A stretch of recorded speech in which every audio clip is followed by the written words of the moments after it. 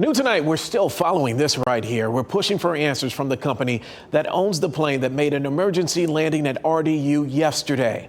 23-year-old co-pilot Charles Hew Crooks died after exiting the plane midair shortly before landing. WRAL's Keenan Willard joins us now live at RDU. And Keenan, you also spoke to the owners of the home where Crooks's body was found in Fuquay-Varina.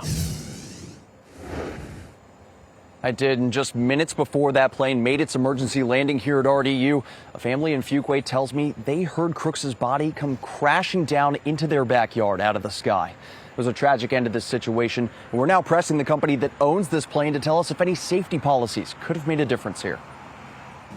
It was here in the Copane Cove neighborhood in Fuquay-Varina around 2:30 yesterday afternoon. A family tells me they were in their home here when they heard a loud thud outside. They didn't see anything in their backyard, but within several hours, the street was filled with police. That night, investigators found the body of 23-year-old Charles Hew Crooks caught in the trees in their backyard. Crooks was the co-pilot on a flight that lost part of its landing gear in midair. As the pilot went to make an emergency landing at RDU, investigators say Crooks either fell or jumped out of the plane without a parachute. The homeowners didn't want to go on camera out of respect for the victim. They told WRAL they're devastated for Crooks's family and grateful their home wasn't damaged in the incident. We're a strong family and we're a very loving family, and so, but this leaves a hole that we just don't know how we'll ever fill. Crooks's father tells us flying was his son's lifelong dream, and he was a former flight instructor who'd been certified to fly in just about any conditions. He's now trying to come to grips with the sudden loss of his oldest son. Said a couple of weeks ago he wouldn't trade places with anybody in the world. He loved where he was. Online records show the plane Crooks was co-piloting is owned by Rampart Aviation.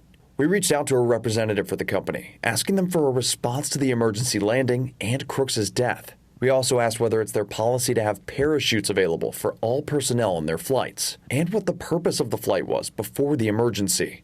In response, the company's head of HR declined to answer any of our questions. We're also now working hard to find out the identity of the pilot who successfully landed that emergency situation here at RDU. We started off by asking the airport as well as Wake County, and they both told us that we need to ask the NTSB, or National Transportation Safety Board, which is conducting the investigation into this situation.